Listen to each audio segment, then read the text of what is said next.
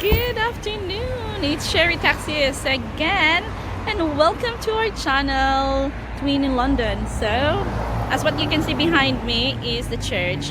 So, I am here today to take this opportunity to take this life-changing vaccine, which is the COVID-19 vaccine.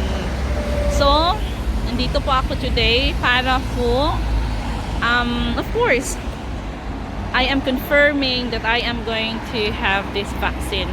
So actually, yung mga tao po nandito ay composed of old people or yung mga vulnerable people at saka yung mga tao na nagtatrabaho po sa healthcare sector. So kami po ang nandito. So yan po.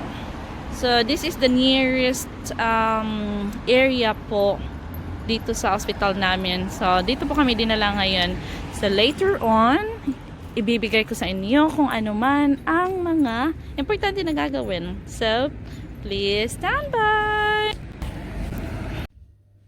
Hi! Hello guys! So, I just arrived from the house from that vaccination. So, I am going to continue now about what had happened before we go inside the place, the vaccination place or that area.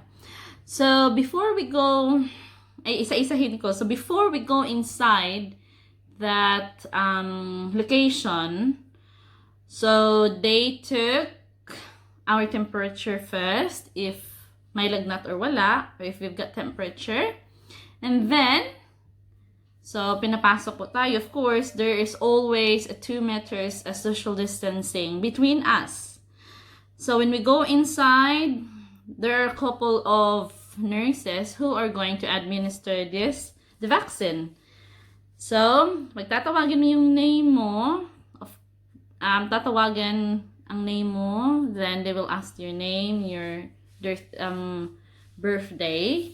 So, dahil po we are registered naman po dito sa UK. So, free naman po ang vaccine dito sa UK. So, they will just ask that one. And once they input everything, then lalabas na ho yung NHS number namin dito. So, and then of course, pagkatapos nun, tatanungin ka nila regarding if any allergies, kung ano man ang meron ka or anong mga tinitake mo. So, tatanungin ka, if wala, then of course, they will administer the vaccine. So, the first dose was given today. So, this is it. This is the name. This is the from PfIZER BioNTech. So, nandito po nakasulat yung batch number. And of course, the date kung kailan po ibinigay. So, yun lang po yung card na binigay. And then there is also, they wrote the second dose appointment. So it should be given, the second dose will be given after 21 days. So nung binigay na nila na administer na, ibigay na po yung inject na yung vaccine, then hindi po kami diretsong pinalabas. So since my case po sa ibang place na nung na-inject, naibigay na yung first dose, they collapse or they feel dizzy. So, the NHS here prevent it na mangyayari po yun. Kasi meron ho dito sa ano nila na may dizziness po talaga. Sometimes, some of the patient ho ay makaka-experience nun. So, to prevent that one, after the injection, pinaupo po kami on one place. May mga upuan po na of course, social distancing din. So, pinaupo po kami doon for 15 minutes. And then, after 15 minutes ho na okay naman ho, wala namang reaction, walang allergy na nangyayari. So, tinalabas po kami sa location. And then, yan po. At ang binigay po nila, meron po silang, ito ho, they have these leaflets. So, this is from NHS. So, it's also from Public Health England. It's regarding ho dito sa PfIZER BioNTech vaccine na binigay po sa amin. So, and then, there are a couple of pages. And yeah, it's also like a couple, 2 pages for na ano po, if you have any questions, dito mo po ang babasahin, or kung it's more of the information about ho sa vaccine. So I will take babasahin ko po some of the important details about this vaccine. So yung name po ng vaccine is PfIZER BioNTech. So yan ho. So yung mga common question ho. So meron po dito mga common question po. So actually inano ko ho, I am taking this vaccine po since I'm thinking to protect my family. I have my children, I have my family here. So I just take this one, and then I would like to inform as well everyone that I don't ever had a COVID positive. So hindi po ako nagkakaroon ng COVID ever since I work since the lockdown, and I am working po sa isolated area wherein all the patients are COVID positive po. So I am so happy that my immune system is really strong, that this COVID ho, hindi po ako nagkaroon. So I am so lucky, even though po that I have that immune system po na ganun, I rather choose as well to get this vaccine to protect my family, to protect everyone na makakasama ko po sa transportation araw-araw sa paglabas ko. And of course, I would like to protect as well our vulnerable patient, which is now in our wards. So we need to protect them as well. So kung yung ibang tao nga na so yun po. So I would like to protect our patients, especially they are all vulnerable po. So as what I have said, that kahit nga po tayo na we are normal people, malakas pang resistensya natin, we still have COVID, at saka may ano po na severe po yung COVID natin. So how much more po yung patient namin, which they are already a vulnerable people. So yan po, kaya I am, as a healthcare worker as well, I take this opportunity na magpa-vaccine po. So, ang nangyari po, wala naman pong nilalagay na mga chip inside sa katawan namin. Walang chip po na binibigay o nilalagay. It's just the paper that they give us. It's just this certain paper na binigay nila, kung kailan binigay po yung first dose at saka name, para po malalaman namin kung kailan po yung second dose namin. And then probably we are going to keep it. But regarding that, what we have heard before, that once we are going to have this vaccine, meron tayong chip or card na dadalhin natin everywhere na kung saan mo tayo pupunta, na wala pong binigay po na ganun. So now I would like to babasahin ko some of the important details po na nandito regarding po sa vaccine na ito. So what is COVID-19 mRNA vaccine?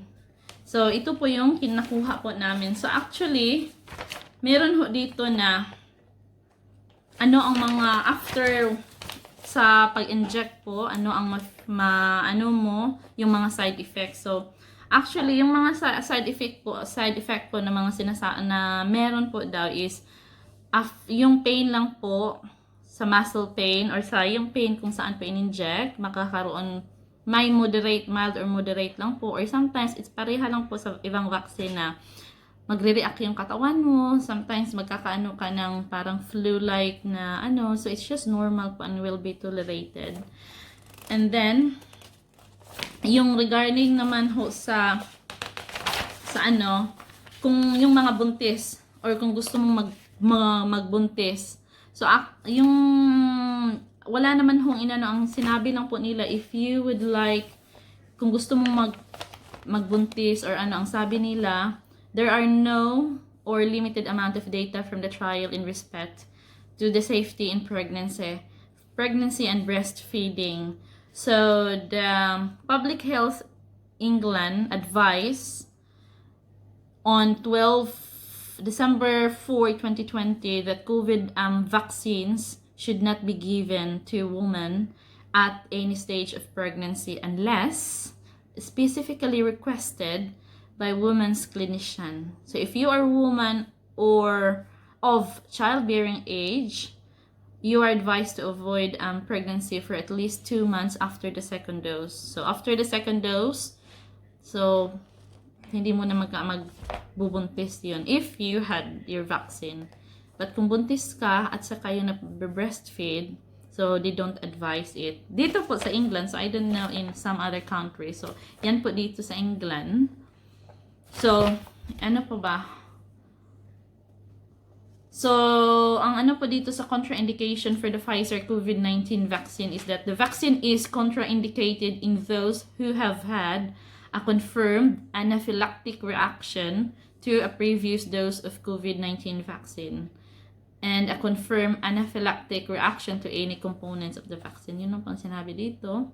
So, ang tanong po, is it safe for someone who had COVID-19 to have a vaccine? The Pfizer trials did not produce any evidence that people who were vaccinated after they had COVID-19 developed any worse side effects than people without a history of COVID-19. So the guidance po dito sa UK, sa England, is that there are no safety concerns about giving the vaccine to people with long COVID or either, but people who are currently unwell with COVID-19 should not receive the vaccine until they have recovered. So you should recover first bago ka bibigyan ng vaccine na ito.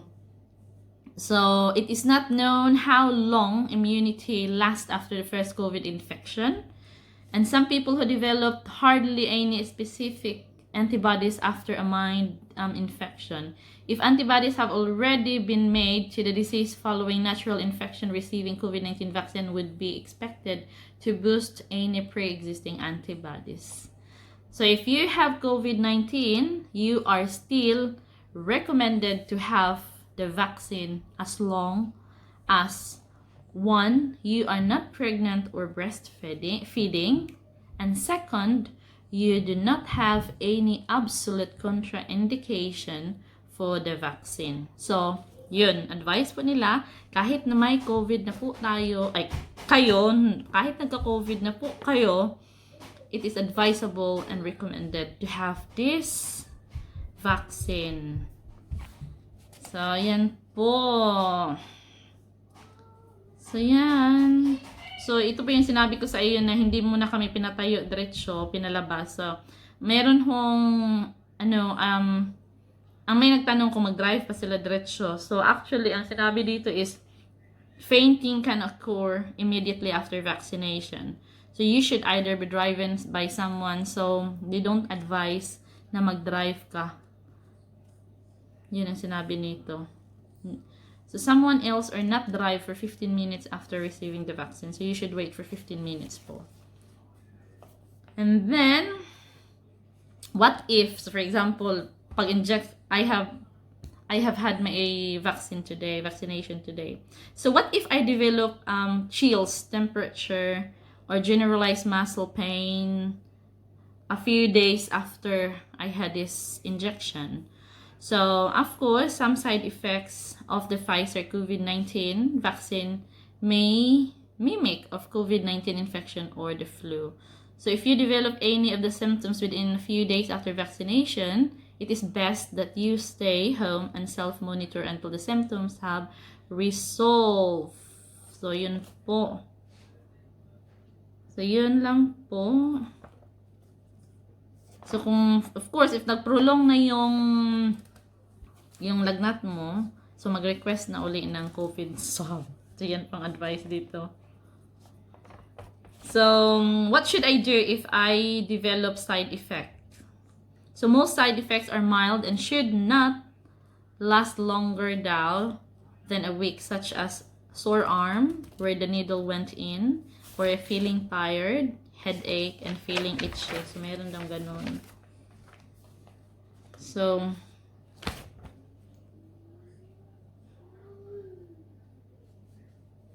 yan po.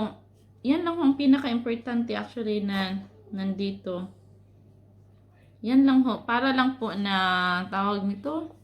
I just want to, kung ano lang po yung guidelines po na nandito, kung ano po yung importante lang po important na details po about this vaccine.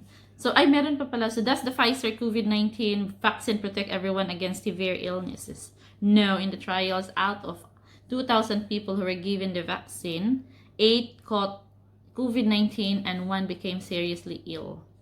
So, ibibigay ho nila ito. Actually, bibigyan naman po kayo after po ng injection, after the vaccination po.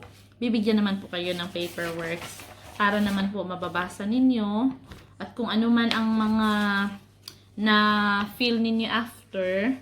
So, meron po dito lahat. So, yan lang po actually na I would like to share sa lahat. Especially po yung regarding sa may ilalagay na chip po sa body natin. Actually, wala pong chip. Wala. So, it's very quick. Just very quick. It's just this paper and these leaflets, which you should be reading, of course. So, yan lang po. So, I am really happy that I have now my COVID vaccination. Though, I don't experience that COVID issue. So, yan lang po. Basta lang is, I would like to advise, stay safe. Eat healthy diet kung pwede lang vegetables. And of course, kung lalabas man, always suotin natin yung what's that? The face mask. And of course, hand washing. And kung may sipo, or kung mag-uubo, mag-atchi man, or yun nga, mag-atchi, what's that? Sneeze. So, just cover your mouth. Para lang sa safety ng lahat. So, guys, I would like to say salamat po. And please, don't forget to subscribe. And of course, press the bell. So you're gonna be notified sa lahat ng namin po. Sa lahat ng video namin or vlog namin na i-upload. So please like. And of course, if may mga comment po kayo, kindly write it down po below. So yan lang ho. Update ko lang po kayo what will gonna happen or kung ano man ang nafe-feel ko after I have had this vaccination, this COVID-19 vaccination. So, bye! Thank you!